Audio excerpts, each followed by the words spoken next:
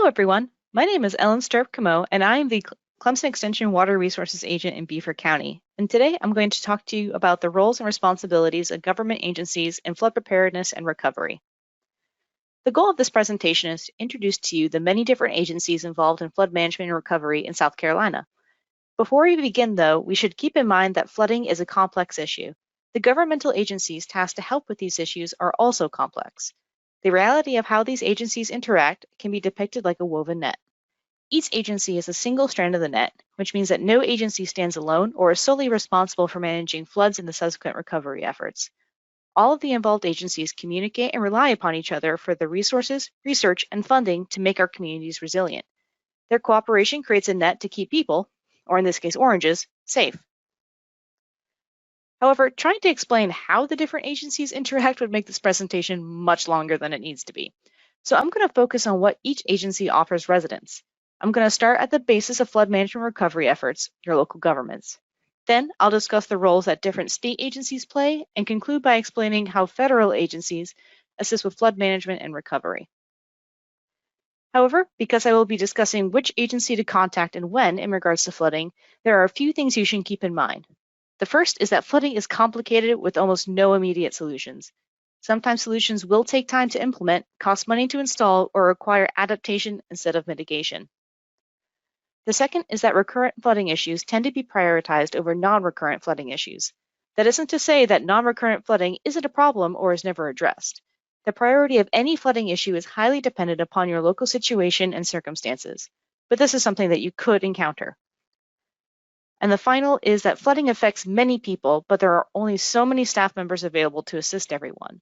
That means that the officials may not be able to respond to you immediately. They will respond to you, though. Patience and a kindly worded follow-up email or phone call can be key. Now, with those things in mind, it's so important to start with local governments because they are truly the front lines of flood management and recovery. They have the local knowledge regarding flooding patterns, ordinances, and resources available to you. Flood risk and issues tend to be highly localized, so this makes your local officials the best place to start asking for help. They're also the ones who can advocate for your community to receive greater levels of assistance from state and federal agencies if necessary. Typically, the first step to addressing the flooding issue is to contact your local public works department.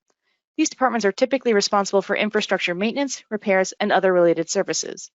There may be a more specialized office within your local government, such as a stormwater department, floodplain management division, or watershed management office that could better serve you, and you'll be directed to contact them. If you experience nuisance flooding, such as water in your yard or on your street, you should report the issue to your local public works department. They will be able to come and assess the problem.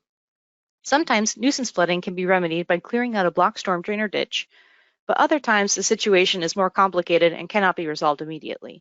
In these situations, your local public works department can help you find the resources while they look for a solution. If you experience structural flooding, please let the public works department know about it after you are safe. They may not be able to assist immediately, but they should be made aware so that they can check the infrastructure in the area. Please note that in general, the public works departments will not perform repair work on private property. If you need additional help, you can ask them for recommendations on who to call. The next person to contact regarding structural flooding, in addition to public works, is the local floodplain manager. Once again, only contact them after you are safe. You can also ask the floodplain manager for information on the next steps for flood recovery and for local flooding ordinances. You may need to search your local government's website or call a representative to determine if the floodplain manager is part of your local public works department, planning department, stormwater department, or a different department altogether. Floodplain managers operate a community program of preventative and corrective measures to reduce the risk of current and future flooding. All communities with the National Flood Insurance Program have floodplain managers, as they are the ones who are responsible for handling both FEMA and the National Flood Insurance Program's requirements and recommendations to keep your community enrolled and eligible for different funding sources. Floodplain managers also manage the National Flood Insurance Program's Community Rating System, or CRS, the Flood Insurance Rate Map, or FIRM, information, and developments within the special flood hazard areas. All right, now that we've discussed local agencies, it's time to discuss the different roles state agencies play in flood management and recovery. The South Carolina Department of Health and Environmental Control, or SCDHEC, is charged with promoting and protecting the health of the public and the environment in South Carolina. They are also the main regulatory and permitting agency for environmental and health projects, such as flood mitigation and recovery. The agency runs several programs related to flooding, such as the Dam and Reservoir Safety Program, the Office of Ocean and Coastal Resource Management, the Drinking Water Program, Septic System Program, and the Private Well Program. Residents can contact SCDHEC to check or apply for permits, help with program-specific interests like testing drinking water after a flood, or to report environmental issues. You can find your local SCDHEC Environmental Affairs Office and their contact information at the link shown on this slide. While SCDHEC is the main regulatory body in the state, there are also several other state agencies that are set up to help with technical expertise and funding for flooding-related planning projects. One such agency is the South Carolina Department of Natural Resources, or DNR. DNR's mission is to serve as the principal advocate and steward of South Carolina's natural resources, and one way they do so is to manage the flood mitigation program, which helps communities manage their risk by administering the National Flood Insurance Program statewide, assisting floodplain managers, providing technical expertise, and overseeing the Flood Mitigation Assistance Grants Program. The Flood Mitigation Assistance Grant Program is available to communities for help with both planning and project-based needs. That being said, while residents can contact DNR's Flood Mitigation Program for assistance or for a greater understanding of flooding and the National Flood Insurance Program at a state level, they would be much better served by contacting the local representatives and local government instead. But if you do want to get in contact with them, I have included a link to their contact page on this slide. The next agency I'm going to talk about is the South Carolina Emergency Management Division, or SCEMD. SCEMD's mission is to develop, coordinate, and lead the State Emergency Management Program, enabling effective preparation for, response to, and recovering from emergencies and disaster in order to save lives, reduce human suffering, and minimize property loss. In short, this is the agency that is responsible for all the logistics in terms of making sure that each county emergency management department has up-to-date plans, resources, and support for emergencies. They also support first responders and provide the public with information to help them prepare an emergency plan, find shelters and updates during a disaster, and help people find resources for recovery. To access this agency's extensive list of resources, please visit their website at this link. The final state agency that deals with flood management recovery is the South Carolina Office of Resilience. It is also the newest state agency. This state agency did absorb the South Carolina Disaster Recovery Office and its mission. The South Carolina Office of Resiliency, or SCOR, is responsible for coordinating all mitigation and recovery resources from all agencies, including local, state, and federal agencies. Currently, they are creating a statewide risk reduction and resiliency plan, which will inform their future projects. However, they are also aiming to provide financial assistance in the form of grants, loans, and matching funds for recovery, mitigation, planning, buyouts, education projects, and more. This organization would not be able to offer much direct assistance to residents, though, but if you do have questions about them, you can contact their Public Information Director, Carissa Cochran, at this email address. All right, now we are transitioning to the role of federal agencies in flood mitigation and recovery. The Natural Resources Conservation Service does not do any flood mitigation and recovery work directly, but they do offer assistance to rural land users for multiple different projects.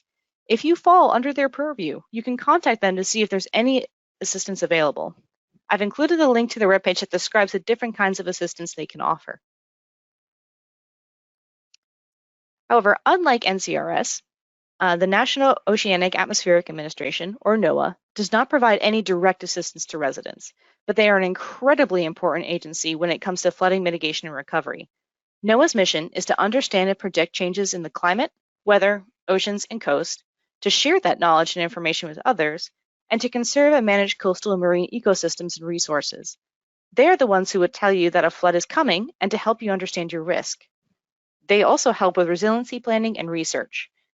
NOAA does this for South Carolina through two main programs, the National Weather Service and the Office of Coastal Management. NOAA's National Weather Service is the primary source of weather, hydrologic, and climate data and the provider of forecasts and warnings for the United States. These are the folks that are so good to send you alerts to your phones. And then on the other hand, NOAA's Office for Coastal Management is the federal agency tasked with the implementation of the Coastal Zone Management Act, which is the guiding legislation that covers decisions and actions taken to keep the natural environment, built environment, quality of life, and economic prosperity of our coastal areas in balance. I've included links to both of these offices' websites so you can explore the myriad of tools and extensive knowledge base. I honestly cannot recommend checking out their tools and publications enough. Now, like NOAA, the U.S. Army Corps of Engineers is an agency that I hear residents talk a lot about. However, this agency only gets involved in very specific circumstances. Most of their work and resources are tied to specific projects, and these projects have very specific eligibility requirements and require certain authorities, say your local government, to be involved. These projects tend to be large scale and something that local governments apply for when they are in need of assistance.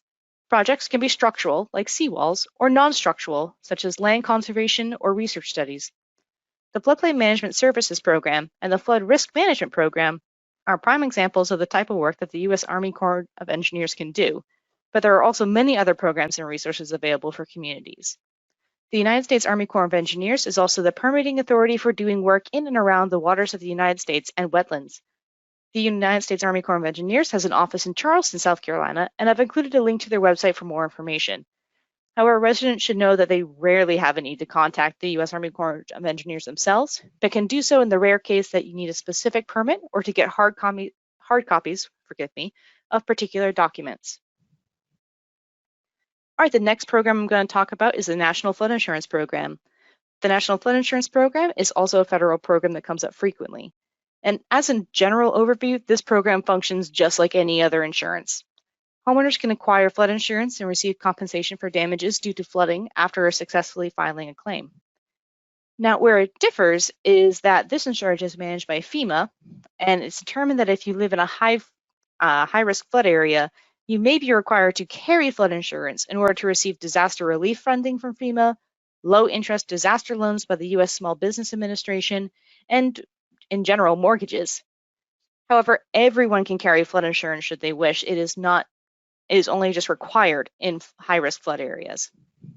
To access this insurance or to file a claim, you will need to contact your local insurance agent or carrier.